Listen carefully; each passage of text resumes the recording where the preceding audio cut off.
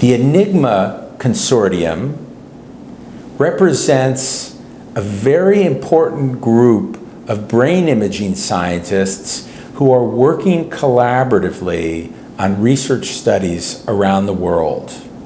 This consortium is important because it has allowed the field to combine data from patients seen with many different problems in many different countries. Halloran and colleagues report the latest of a series of brain imaging papers from the Enigma Consortium examining the diagnosis of schizophrenia. And this particular contribution examines the relationship between white matter structure and various aspects of schizophrenia. The main message to come out of the paper is to demonstrate a particularly strong relationship between measures of structural integrity in the white matter and aspects of cognition, both in healthy individuals and in patients with schizophrenia.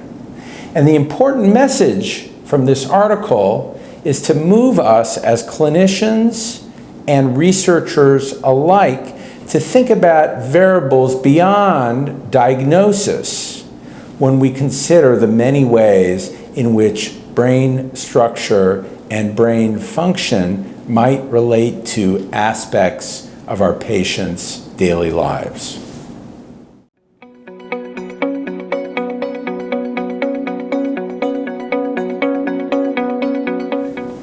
With the aging of the population, combined with advances in neuroscience, there has been a movement in the research environment to combine what we know about brain structure and function with what we know about age-related cognitive decline.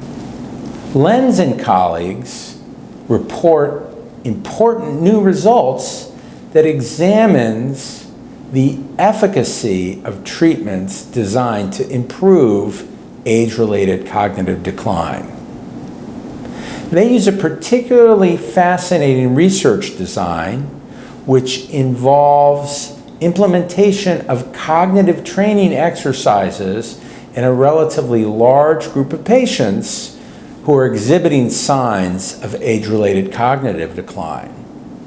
And they add to this cognitive training regimen either treatment with vortioxetine or placebo, administered in a double-blind fashion. And what the results suggest is the addition of the medication to the cognitive training regimen appears to have meaningful impact on measures of cognitive ability over and above the cognitive training administered with placebo.